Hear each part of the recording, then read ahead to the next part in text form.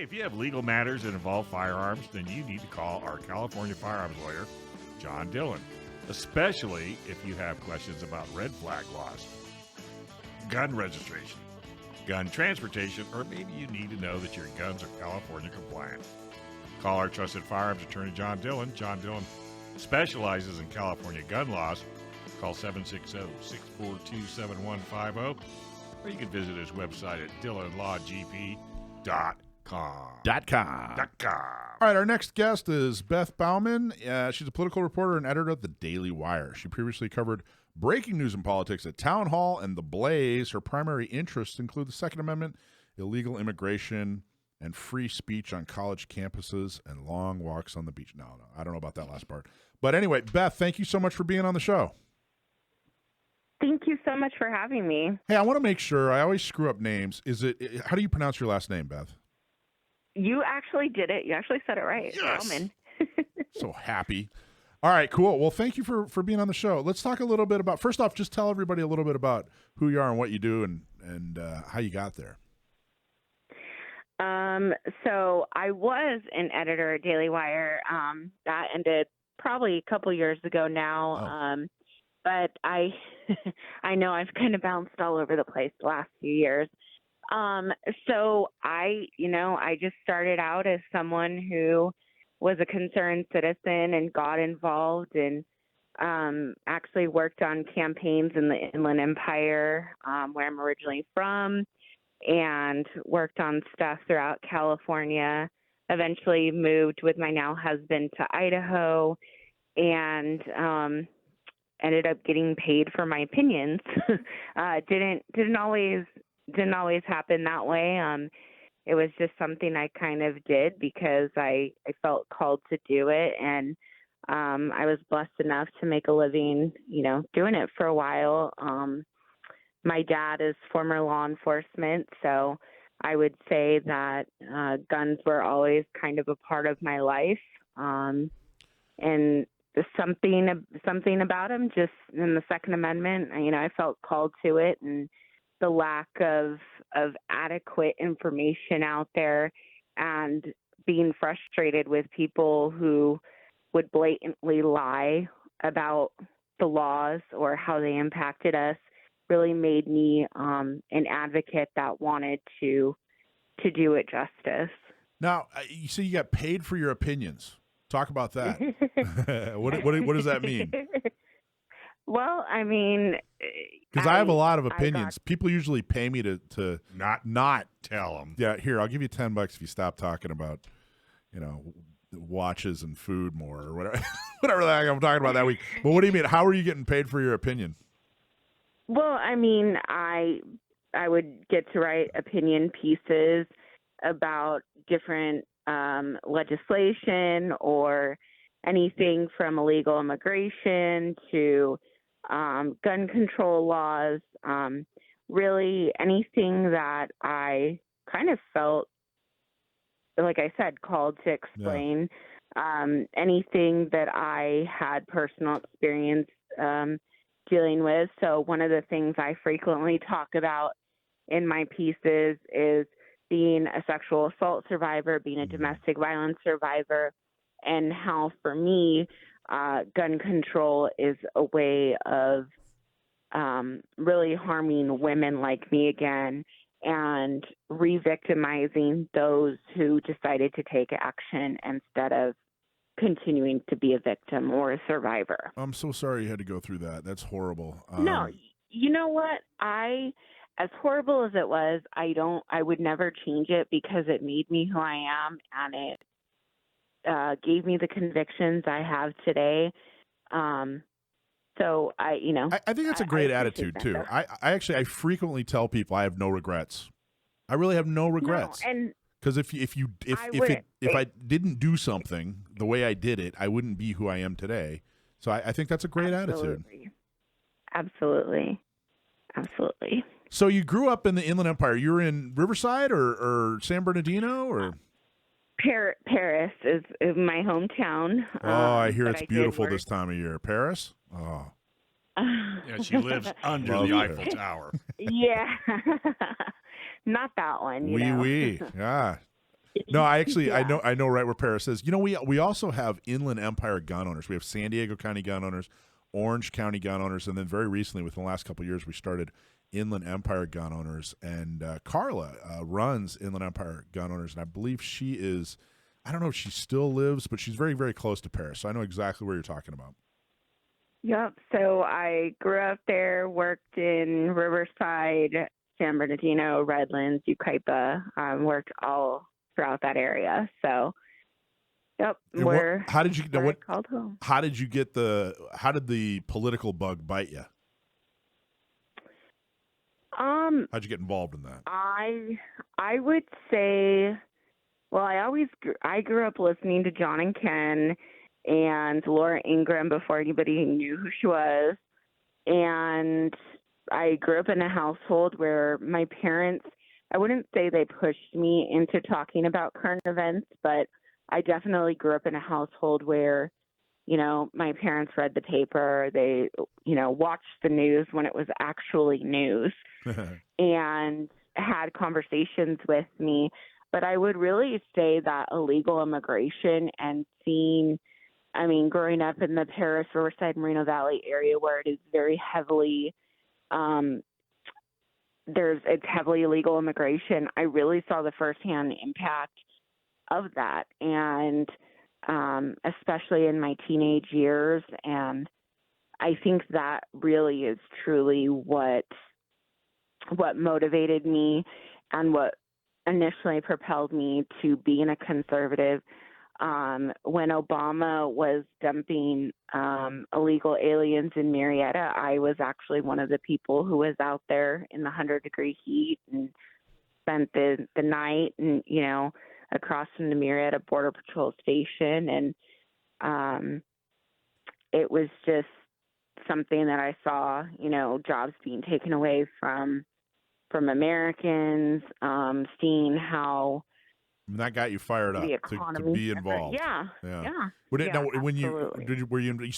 believe you said you were involved in some campaigns. Was it federal or state, or what level campaigns were you involved in? So I did quite a few congressional and senatorial, some city council. I myself threw my hat in the ring for Paris City Council when I was like 22, just because I felt like people were incompetent. I know I had no shot, but I did. I was like, hey, I mean, what's the worst that can happen? You know? Everybody's got a shot. I mean, listen, our focus, I don't know if you're familiar with San Diego County gun owners and Orange and Inland Empire gun owners. Our focus are city councils. That's where we try to get pro-Second Amendment people elected, is at these city councils. Now, I'll tell you, you got to have resources. You got to be able to raise money. You got to, have a circle of influence. You got to have some kind of volunteer, army. It doesn't have to be huge. But everybody's got a chance in these city council races, which is what, that's one of the things that makes it so fun to focus on these city council races. You really can, you can pull off a major victory, with very little resources and a whole lot of, elbow grease. So I think any given Sunday, everybody's got a chance in these local races. I'm glad you threw your hat in. What did you learn from running for office? I mean, it wasn't a full-on, campaign. It was just they were filling a vacant seat sort of thing, so it was up to the rest of the council's discretion. Oh, I see, yeah. But, I mean, it was really a reminder of how, and I knew this coming from a political background and interning in D.C. and whatnot, that it really is about who you know, not what you know. And, if you're not, I was far too conservative for these progressive, council members. So it wasn't surprising to me that they chose someone who was also just as progressive. Wow, in Paris. And it wasn't.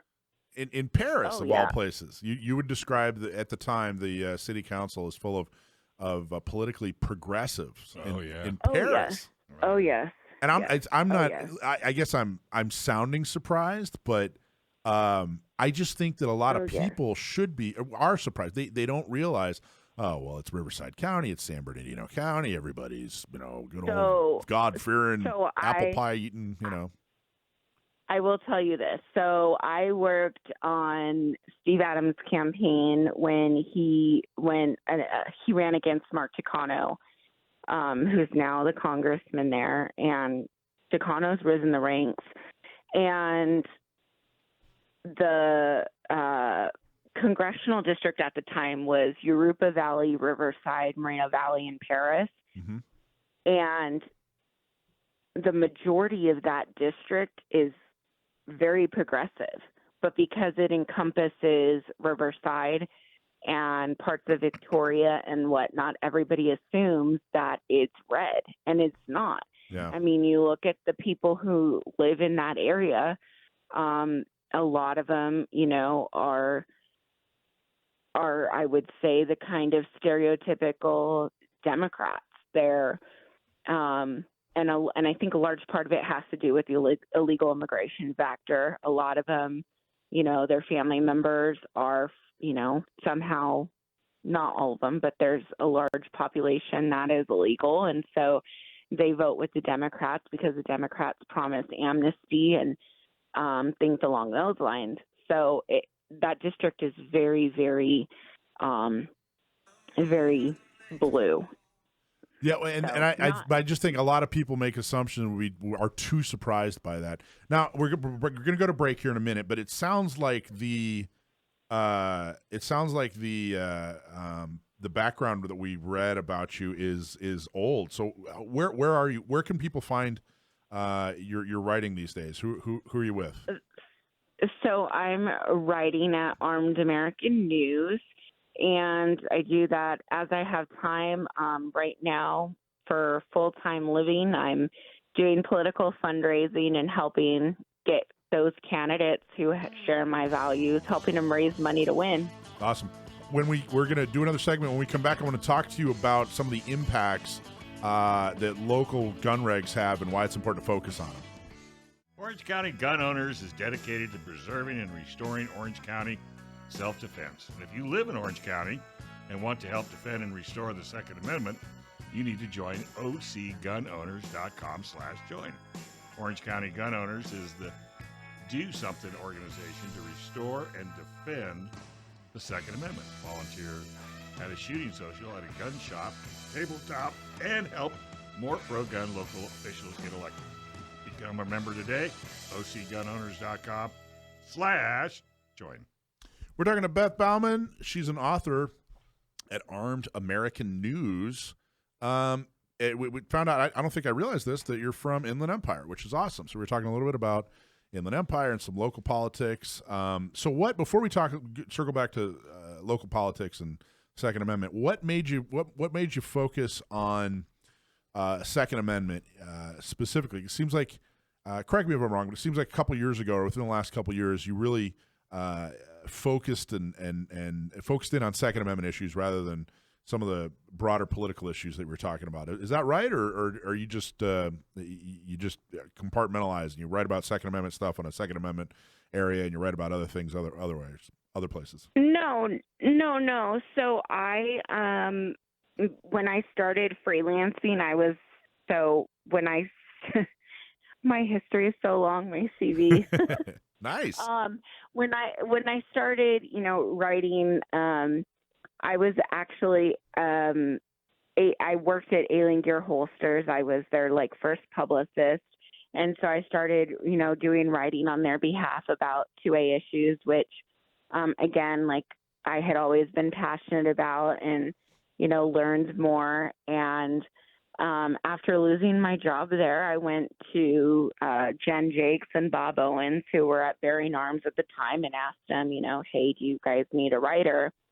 And so I freelanced there for about a year, and Town Hall Media, which owns Town Hall, asked me to come on board, and I became part of the editorial team at Town Hall and took my kind of 2A bucket with me, and that's just always kind of been my bread and butter and my expertise. And I was one of the few people who was thoroughly reading bills, breaking them down, doing legislative analysis on them, following things as they happened in the courts, in the states, on the local level, So really on all levels. And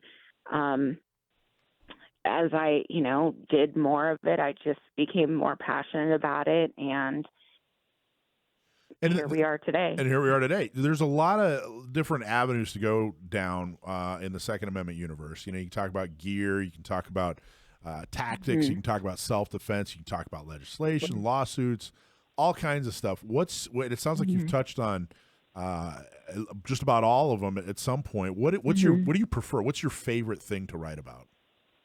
Mine is definitely legislation and courts. And so Alan Gottlieb from the Second Amendment Foundation is actually one of my absolute favorite people because, and I told him this, I go, I love being able to sit down with you and just kind of nerd out and geek out. And, all of the gear and stuff is great. But without the legislation, without what's happening in the courts, we don't get to enjoy all of those things that come after. And so I really think anybody can write about the latest and greatest thing that, dropped at SHOT Show, but it takes a really special person to be able to really dig down deep into the nitty-gritty of it and to find out what they're trying to confiscate from us and how they're trying to erode our rights so that we have the ability to fight back so we can have all of those really cool things. So it sounded like you started out on the local level in Inland Empire, which is awesome. And, of course, our organization's focus on, local. And definitely you've turned into the Second Amendment voice in the county.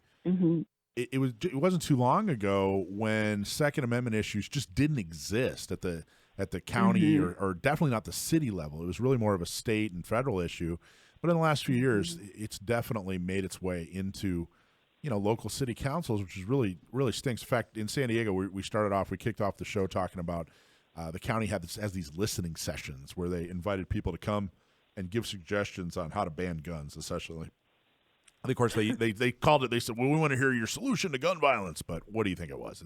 They're trying to ban guns. So Tuesday, the county board of supervisors, like the city council for the county, they're going to talk about what they heard. They're going to talk about all the suggestions they heard. Now, we outnumbered them at like every listening session and, basically said, hey, keep your hands off.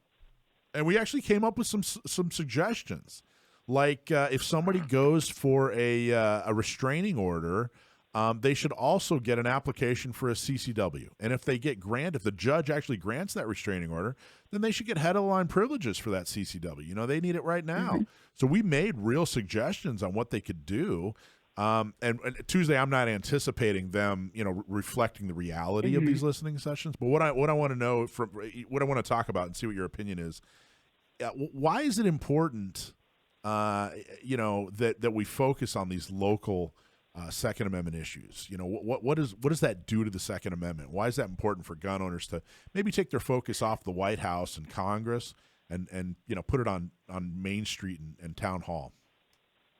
I think what we've seen really in the last 5 or 6 years is we've seen a lot of people realizing that the power is really at the local level. And the number one person that goes back to, in my opinion, is always going to be the sheriff.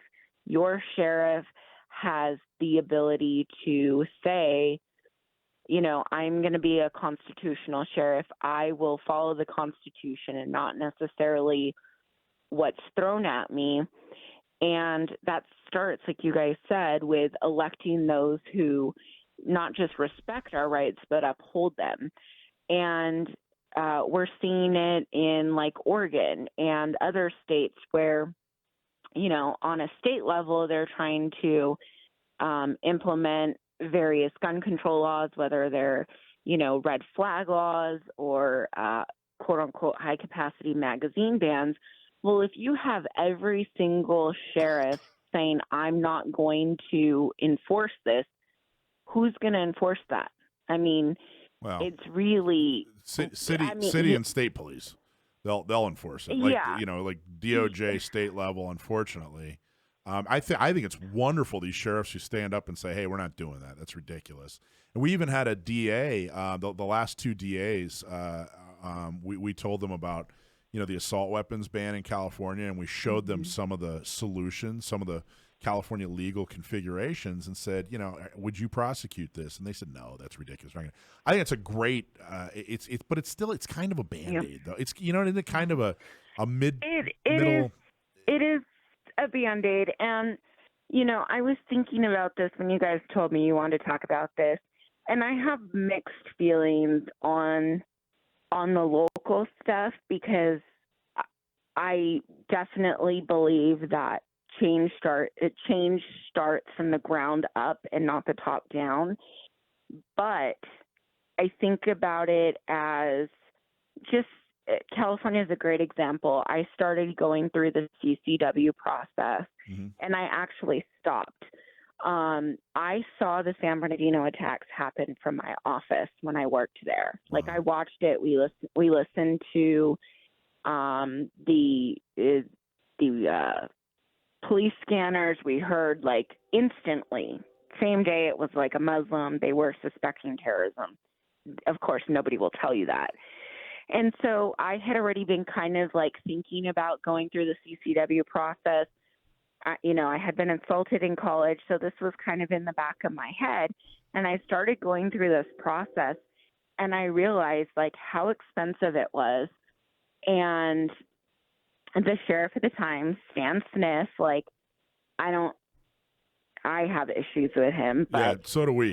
He was horrible.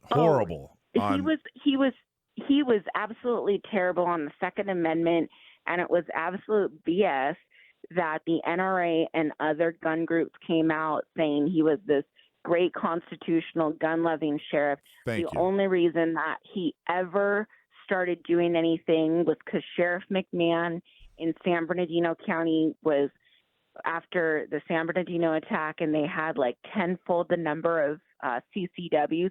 He was basically forced to do the same thing. Inland Empire gun owners didn't exist when Bianco got elected over Sniff. They didn't exist yet. But Gun Owners Radio, we talked about the problems with Sniff a lot. And you're right, he was protected by the NRA, and that is forever a black eye on them. They never should have protected. I have no idea. Actually, I do have some ideas. But they should never have protected Sniff. He was kind of one of these good old boy, like, well, the Second Amendment's great for me, but not for everybody else. And he was exactly. horrible. I'm so glad you said that, because you're absolutely right on. And he was a May issuer, and I realized, I was like, I'm not going to spend all this money, all this time, all this waiting. And, my reason being, I'm a sexual assault survivor, which I shouldn't need a reason to begin with, but I think that's a pretty legitimate one. And is he going to come back and say, well, not for you, you're not worthy of it?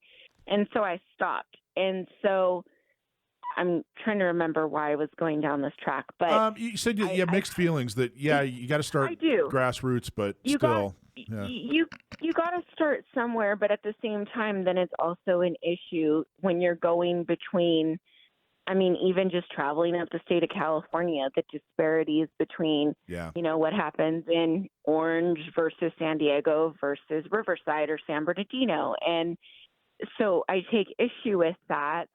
Obviously, if it were up to me, I'd say burn it all down. Let's have constitutional carry. Let's not ask anybody. But that's, realistically speaking, will that ever happen? No.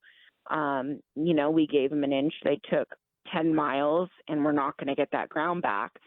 But so I have mixed feelings about that, because I do think there is some room for improvement if there is a strong enough majority that are willing to fight back. If a lot of local communities or counties or areas come together, then obviously that's going to make a bigger impact. So that's kind of where I see it. All right. Hey, that was a great interview. Thank you very much. You just won a Gun Owners Radio hat. We'll send that to you. There you go. Yeah. Yeah, that you can wear it proudly. So thanks a lot. It was really a lot of fun. Stay in touch. Thanks for watching this clip from Gun Owners Radio. You can watch us live every Sunday from 4 to 6 p.m. California time, right here on our YouTube channel, or if you're in the San Diego area, you can listen to us on 1170 a.m. We're also available on your favorite podcast platform for free. Don't forget to like and subscribe so that you can help restore and protect the Second Amendment, not just in California, but across the country.